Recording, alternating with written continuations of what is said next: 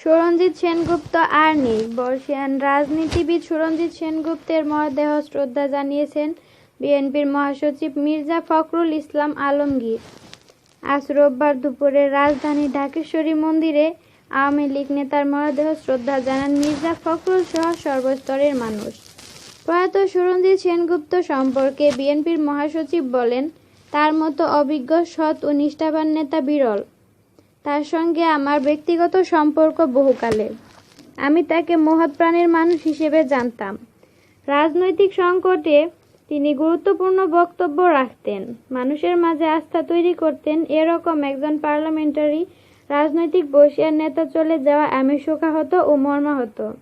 আমি তার আত্মার শান্তি কামনা করি। আজ ভোর 4টা 24 রাজধানীর ল্যাব 8 হাসপাতালে সুরঞ্জিত সেনগুপ্ত মারা যান। আইন, বিচার ও সংবিধান বিষয়ক মন্ত্রণালয় সম্পর্কিত সংসদীয় স্থায়ী কমিটির সভাপতি ছিলেন তিনি। সুনামগঞ্জের এ সংসদ সদস্যকে গতকাল রাত থেকে হাসপাতালেই লাইফ সাপোর্টে রাখা হয়েছিল। তার মৃত্যুতে রাষ্ট্রপতি মোহাম্মদ আব্দুল হামিদ, প্রধানমন্ত্রী শেখ হাসিনা গভীরভাবে শোক প্রকাশ করে শোক পরিবারের সদস্যদের প্রতি সমবেদনা জানিয়েছেন। গত শুক্রবার ফুসফুসের সমস্যার জন্য রাজধানীর ল্যাব 8 হাসপাতালে ভর্তি করা হয়েছিল সুরঞ্জিত সেনগুপ্তকে। শনিবার রাতে শারীরিক অবস্থার অবনতি ঘটায় তাকে প্রথমেই করোনারি কেয়ার ইউনিটে নেওয়া হয়। পরে রাতেই তাকে লাইফ সাপোর্টে রাখা হয়েছিল। ঢাকেশ্বরী জাতীয় মন্দিরে শ্রদ্ধা নিবেদন শেষে সুরঞ্জিত সেনগুপ্তের মরদেহ বিকেল 3টায় সংসদ ভবনে নেওয়া হয়। এছাড়া আগামীকাল সোমবার সকাল 9টায় মরদেহ যাবে সিলেটে। সকাল 10টা থেকে 11টা পর্যন্ত সেখানে শ্রদ্ধা নিবেদন করা হবে। বেলা 11টায় মরদেহ যাবে সুনামগঞ্জ। এরপর সেখান থেকে মরদেহ তার নির্বাহিত এলাকা দিরাই ও সাল্লায় নেওয়া হবে। সেইখানে শ্রদ্ধা নিবেদন শেষে তার শেষ ইচ্ছা অনুযায়ী দিরাইয়ে সমাধিত করা হবে।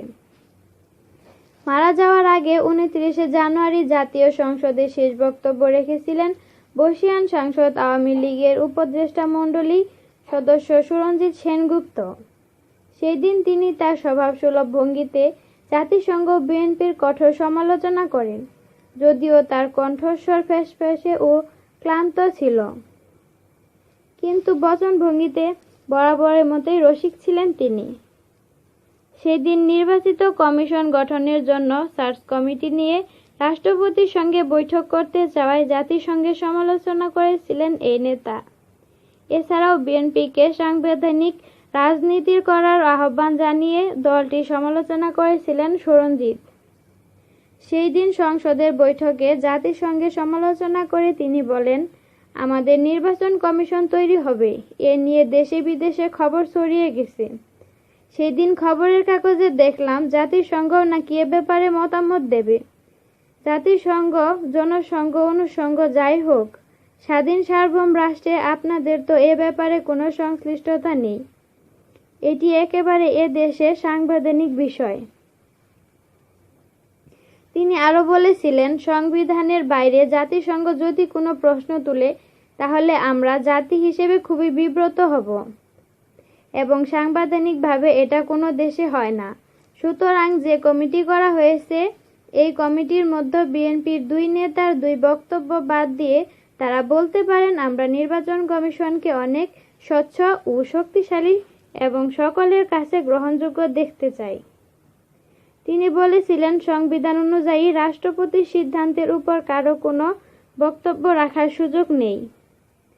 বিএনপির সমালোচনা করে সেই দিন তিনি আরো বলেছিলেন, সার্চ কমিটি গঠন করার পর এই কমিটি মানবে না বলে দলটি সিদ্ধান্ত নেন। বিএনপিকে যদি সাংবিধানিকভাবে রাজনৈতিক করতে হয় তাহলে সংবিধান মেনেই রাজনীতি করতে হবে। এই কমিটি নিয়ে বিএনপির 2 নেতার 2 মত। বিএনপির নেতা মওদুদ বলেছিলেন, এই অনুসন্ধান কমিটি থেকেও ভালো কিছু পেতে পারি। আর উনাদের সাধারণ সম্পাদক বলেন, না, এটা টোটালি রিজেক্ট করি। তিনি বলেন, এখানে রিজেক্ট বা অ্যাকসেপ্ট করার কোনো সুযোগ নাই। এখন জাতিসংঘ তাদের ইন্টারেস্ট দেখাচ্ছে। তাদের যদি কোনো কথা থাকে ডিপ্লোম্যাটিক চ্যানেলে কথা বলতে পারে।